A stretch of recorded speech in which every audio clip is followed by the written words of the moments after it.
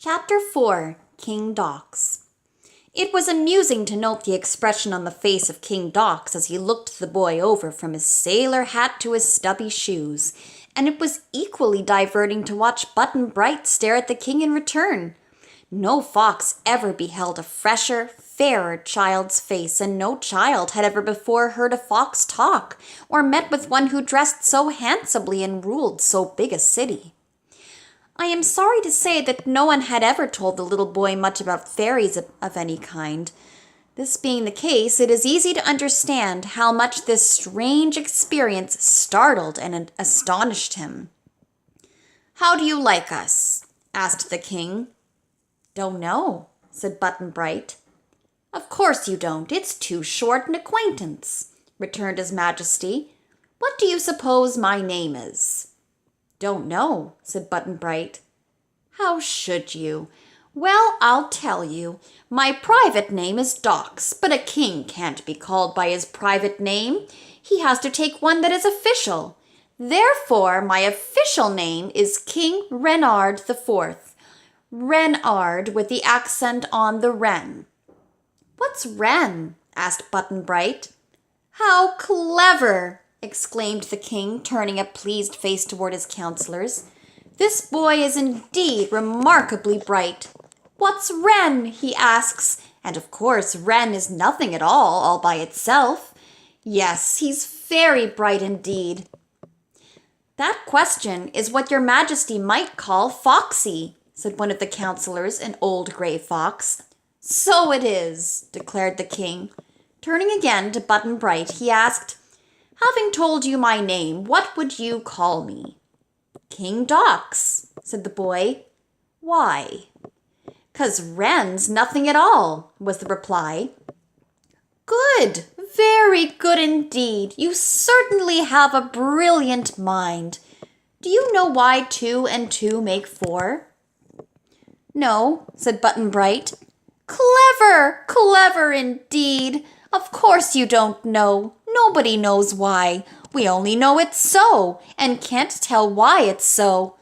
Button-Bright, those curls and blue eyes do not go well with so much wisdom. They make you look too youthful and hide your real cleverness. Therefore, I will do you a great favor. I will confer upon you the head of a fox, so that you may hereafter look as bright as you really are." As he spoke, the king waved his paw toward the boy, and at once the pretty curls and fresh round face and big blue eyes were gone, while in their place a fox's head appeared upon Button-Bright's shoulders, a hairy head with a sharp nose, pointed ears, and keen little eyes. "Oh, don't do that!" cried Dorothy, shrinking back from her transformed companion with a shocked and dismayed face. "Too late, my dear, it's done. But you also shall have a fox's head if you can prove you're as clever as Button-Bright." "I don't want it. It's dreadful!" she exclaimed, and hearing this verdict, Button-Bright began to boo-hoo just as if he were still a little boy. "How can you call that lovely head dreadful?" asked the king. "It's a much prettier face than he had before, to my notion, and my wife says I'm a good judge of beauty. Don't cry, little fox boy. Laugh and be proud because you are so highly favored. How do you like the new head, Button-Bright?" "Don't, no," sobbed the child. "Please, please change him back again, your Majesty," begged Dorothy. King Renard IV shook his head. "I can't do that," he said.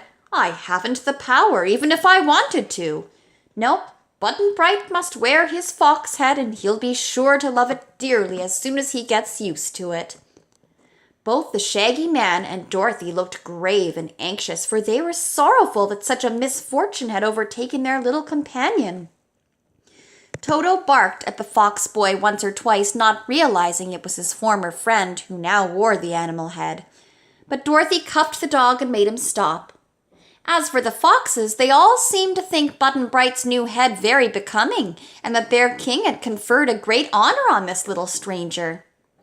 It was funny to see the boy reach up to feel of his sharp nose and wide mouth and wail afresh with grief. He wagged his ears in a comical manner, and tears were in his little black eyes. But Dorothy couldn't laugh at her friend just yet because she felt so sorry. Just then 3 little fox princesses, daughters of the king, entered the room, and when they saw Button-Bright, one exclaimed, "How lovely he is!" And the next one cried in delight, "How sweet he is!"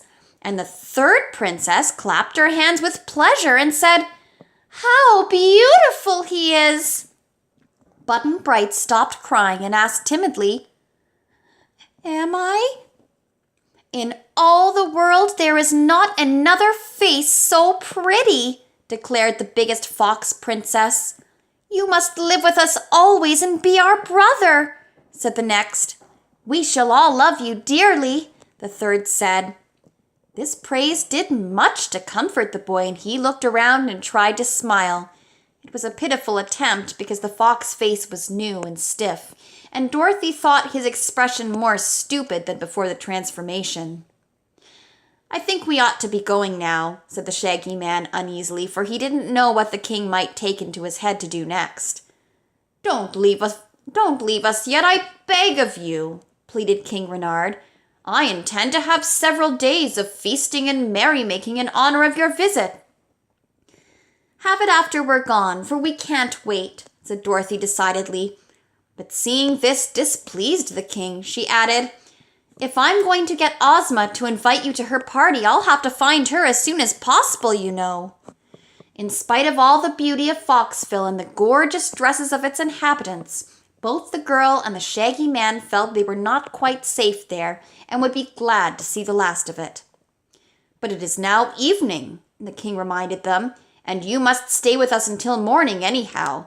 Therefore, I invite you to be my guests at dinner and to attend the theater afterward and sit in the royal box. Tomorrow morning, if you really insist upon it, you may resume your journey." They consented to this, and some of the fox servants led them to a suite of lovely rooms in the big palace. Button-Bright was afraid to be left alone, so Dorothy took him into her own room. While a maid fox dressed the little girl's hair, which was a bit tangled, and put some bright fresh ribbons in it, another maid fox combed the hair on poor Button-Bright's face and head and brushed it carefully, tying a pink bow to each of his pointed ears. The maids wanted to dress the children in fine costumes of woven feathers, such as all the foxes wore, but neither of them consented to that. "A sailor's suit and a fox head do not go well together," said one of the maids, "for no fox was ever a sailor that I can remember." "I'm not a fox!" cried Button-Bright. "Alas, no," agreed the maid, "but you've got a lovely fox head on your skinny shoulders, and that's almost as good as being a fox." The boy, reminded of his misfortune, began to cry again. Dorothy petted and comforted him and promised to find some way to restore him his own head. "If we can manage to get to Ozma," she said, "the princess will change you back to yourself in half a second. So you just wear that fox head as comfortably as you can, dear, and don't worry about it at all. It isn't nearly as pretty as your own head, no matter what the foxes say, but you can get along with it for a little while longer, can't you?" "Don't know," said Button-Bright doubtfully, but he didn't cry any more after that. Dorothy let the maids pin ribbons to her shoulders, after which they were ready for the king's dinner. When they met the Shaggy Man in the splendid drawing-room of the palace, they found him just the same as before. He had refused to give up his shaggy clothes for new ones, because if he did that, he would no longer be the Shaggy Man, he said, and he might have to get acquainted with himself all over again. He told Dorothy he had brushed his shaggy hair and whiskers, but she thought he must have brushed them the wrong way, for they were quite as shaggy as before. As for the company of foxes assembled to dine with the strangers, they were most beautifully costumed, and their rich dresses made Dorothy's simple gown and Button-Bright's sailor suit and the Shaggy Man's shaggy clothes look commonplace. But they treated their guests with great respect, and the king's dinner was a very good dinner indeed. Foxes, as you know, are fond of chicken and other fowl, so they served chicken soup and roasted turkey and stewed duck and fried grouse and broiled quail and goose pie, and as the cooking was excellent, the king's guests enjoyed the meal and ate heartily of the various dishes. The party went to the theater, where they saw a play acted by foxes dressed in costumes of brilliantly colored feathers. The play was about a fox girl who was stolen by some wicked wolves and carried to their cave. And just as they were about to kill her and eat her, a company of fox soldiers marched up, saved the girl, and put all the wicked wolves to death. "How do you like it?" the king asked Dorothy. "Pretty well," she answered. "It reminds me of one of Mr. Aesop's fables." "Don't mention Aesop to me, I beg of you," exclaimed King Dox. "I hate that man's name. He wrote a good deal about foxes, but always made them out cruel and wicked, whereas we are gentle and kind, as you may see."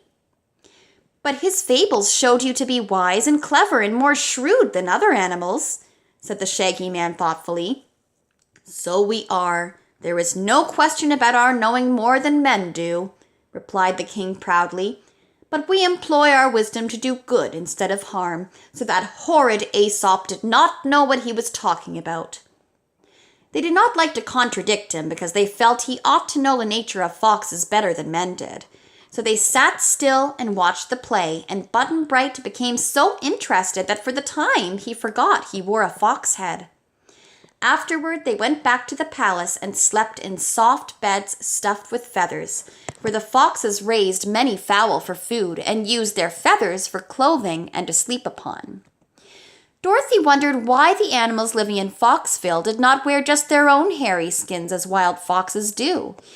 When she mentioned it to King Dox, he said they clothed themselves because they were civilized.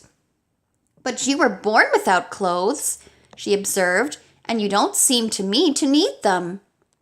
"So were human beings born without clothes," he replied, "and until they became civilized, they wore only their natural skins. But to become civilized means to dress as elaborately and prettily as possible and to make a show of your clothes so your neighbors will envy you. And for that reason, both civilized foxes and civilized humans spend most of their time dressing themselves." "I don't," declared the Shaggy Man. "That is true," said the king, looking at him carefully, "but perhaps you are not civilized." After a sound sleep and a good night's rest, they had their breakfast with the king and then bade his majesty goodbye. "You've been kind to us, 'cept poor Button-Bright," said Dorothy, "and we've had a nice time in Foxville." "Then," said King Dox, "perhaps you'll be good enough to get me an invitation to Princess Ozma's birthday celebration." "I'll try," she promised, "if I see her in time." "It's on the 21st, remember," he continued, "and if you'll just see that I'm invited, I'll find a way to cross the dreadful desert into the marvelous land of Oz. I've always wanted to visit the Emerald City, so I'm sure it was fortunate you arrived here just when you did, you being Princess Ozma's friend, and able to assist me in getting the invitation." "If I see Ozma, I'll ask her to invite you," she replied. The Fox King had a delightful luncheon put up for them, which the Shaggy Man shoved in his pocket, and the Fox Captain escorted them to an arch at the side of the village opposite the one by which they had entered. Here they found more soldiers guarding the road. "Are you afraid of enemies?" asked Dorothy. "No, because we are watchful and able to protect ourselves," answered the captain. "But this road leads to another village peopled by big, stupid beasts who might cause us trouble if they thought we were afraid of them." "What beasts are they?" asked the Shaggy Man. The captain hesitated to answer. Finally, he said, "You will learn all about them when you arrive at their city, but do not be afraid of them. Button-Bright is so wonderfully clever and has now such an intelligent face that I'm sure he will manage to find a way to protect you." This made Dorothy and the Shaggy Man rather uneasy, for they had not so much confidence in the Fox boy's wisdom as the captain seemed to have. But as their escort would say no more about the beasts, they bade him goodbye and proceeded on their journey.